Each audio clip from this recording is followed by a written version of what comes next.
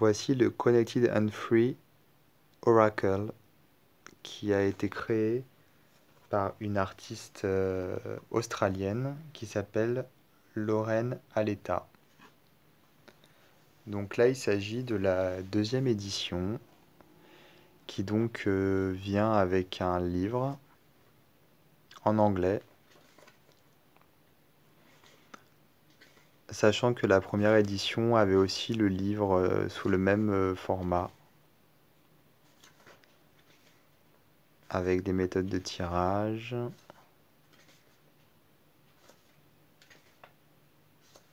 comment nettoyer les cartes, lire les cartes pour les autres, et ensuite on a pour chaque carte, on a un texte de signification et l'association avec les cristaux.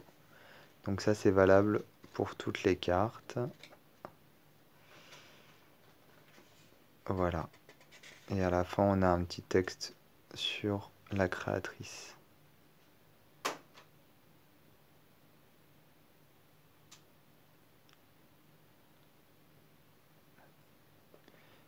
Et l'illustratrice.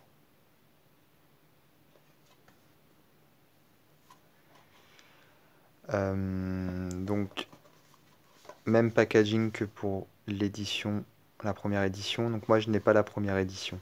Alors la différence entre la première et la deuxième édition, alors j'ai mis un petit sopalin parce que justement la boîte est un peu trop grande et les cartes se baladent dedans.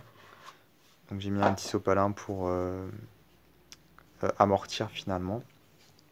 Alors la différence entre la première édition et la deuxième édition, c'est le nombre de cartes, puisque pour la deuxième édition, elle a augmenté le jeu de quelques cartes, et en plus, elle a modifié également certaines cartes. Elle a modifié les dessins, enfin elles ont été redessinées.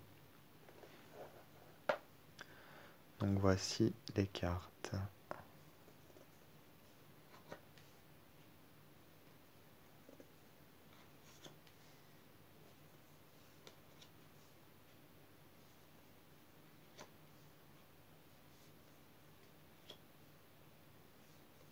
Elles ne sont pas numérotées.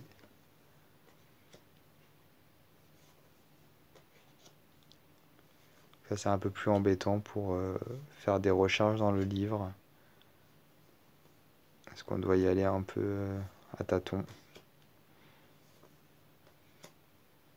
Alors cette carte, il me semble que dans l'édition 1, elle était différente.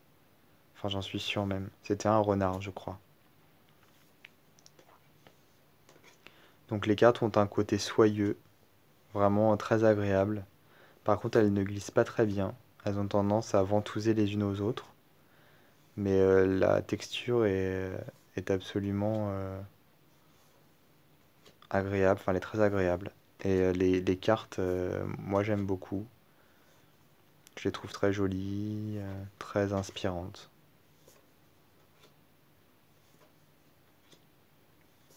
Elles sont très très très épaisses, donc de très bonne qualité.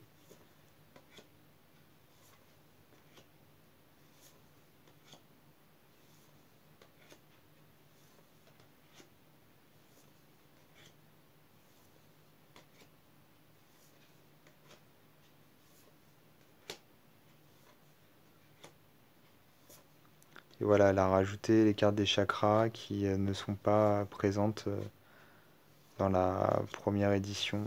Et il n'y a pas que les cartes des chakras, elle en a rajouté d'autres, hein. Je crois que c'est une dizaine ou une quinzaine de cartes.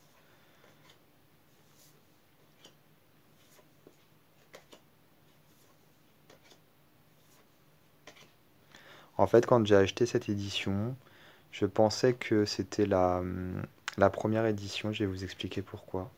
Donc les cartes vraiment très solides, hein. Vraiment on a du mal à les plier. Oui, en fait quand j'ai acheté cette édition, je pensais que c'était la première édition, puisque le livre, voilà, il est à part, hein. Il est comme pour la première édition avec la boîte, même design et avec un livre à part qui est un peu plus grand que la boîte. Et tout ça parce que actuellement, sur le site de la créatrice, on a la deuxième édition qui est vendue comme ceci. Donc en fait, je l'ai en double. Je l'ai acheté deux fois. J'ai acheté cette édition-là sur le site de la créatrice.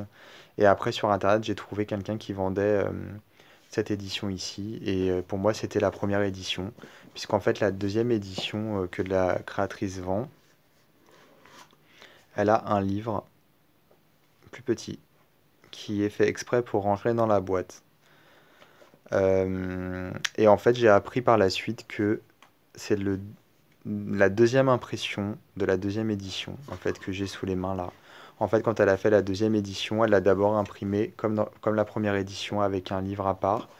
Elle a changé les cartes hein, quand même, puisque les cartes ici et ici, c'est exactement les mêmes.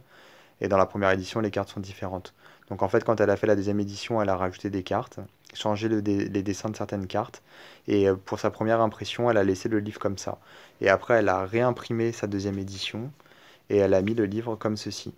Donc en fait, mes deux éditions, c'est la deuxième édition, même si on a deux livres différents. Donc là, on a un livre plus petit. Donc cette édition-là, enfin cette impression-là, c'est ce qu'elle vend, elle, actuellement sur son site.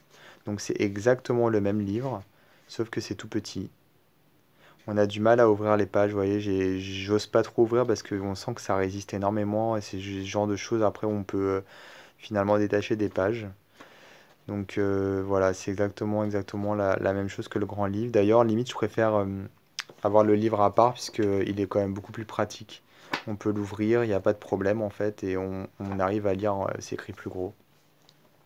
Et là, vous voyez, finalement, je disais que dans cette impression-là, j'ai rajouté un petit bout de sopalin pour caler les cartes. Bah là, on a toujours le même espace, sauf qu'elle a rajouté un petit livre. Sauf que le livre, il prend trop de place. Donc en fait, quand on rajoute le couvercle, bah, on voit qu'ici, ça force et que surtout, ça ferme pas complètement, quoi. Donc on sent vraiment que c'est vraiment à force, quoi. Donc c'est pas totalement réussi. Et le livre en tout petit, encore une fois, c'est pas top, hein, parce que on a du mal à lire, vraiment, c'est écrit minuscule. Et surtout, on n'ose pas ouvrir le livre de peur que les pages se détachent.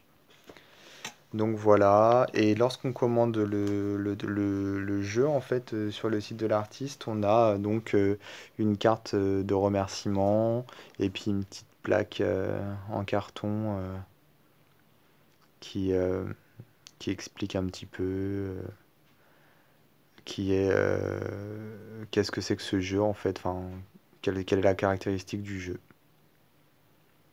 Voilà.